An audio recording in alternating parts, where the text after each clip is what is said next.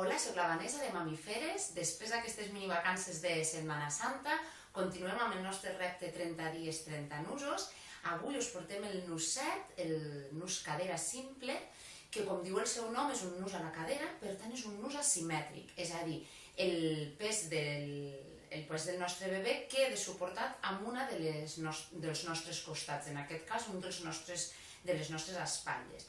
És un nus molt senzill, molt ràpid de fer, ara ho veureu, molt adequat per l'època que ve, per l'època de calor, perquè només té una tela que cobreix el nen, i el podem fer amb un foulard curt, d'una talla 2, talla 3, d'acord?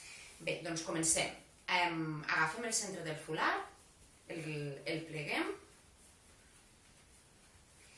i el col·locarem damunt de l'ombro de càrrega, és a dir, tindrem una zona on queda suportat el cul del nostre bebè i un ombro, que és el contrari, on quedarà suportat el pes del foulard. Apoyem el foulard amb aquest ombro de càrrega, és a dir, al contrari on anirà el cul del nostre bebè, i deixem una banda per davant i una banda per darrere. La banda de darrere la portarem cap al davant i en aquest costat farem el nus a l'alçada de l'os més alt de la nostra cadera.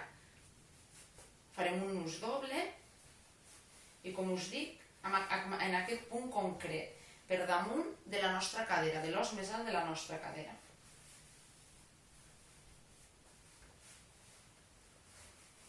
Ha de ser un nus fort, és el que aguantarà, és l'únic nus que farem en aquest cas, i com us dic, amb aquest punt en concret. Quan una vegada tenim el nus fet, el portem a la nostra esquena. Ha d'anar situat entre les nostres escàpules, a la part central de l'esquena, on tenim la columna, més o menys amb aquesta alçada. Ja tindríem el nus muntat, anem a buscar el nostre bebè. Agafem el bebè en posició de seguretat i amb la mà passant-la per sota del foulard anem a buscar els seus peuets. El seiem damunt del foulard i les cames ja agafen la posició correcta. Es bascula la cadera, les cames en posició de M, agafem l'extrem més proper al nostre coll, que és el que anirà pujant per la seva esquena. Sempre mirant que no quedi arrugues i deixant-lo 2 ditets per damunt de les seues orelles, per si s'ador donar-li suport al cap.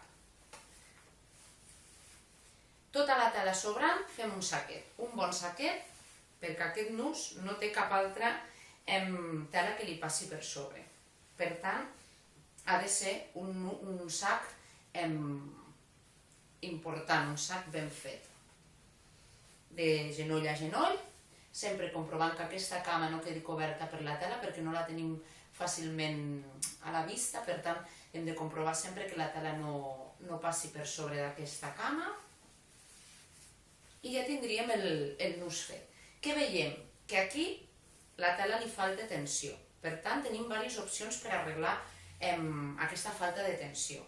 Una seria baixar la tela de l'extrem del nostre coll, baixar aquesta tela cap al nostre ombro.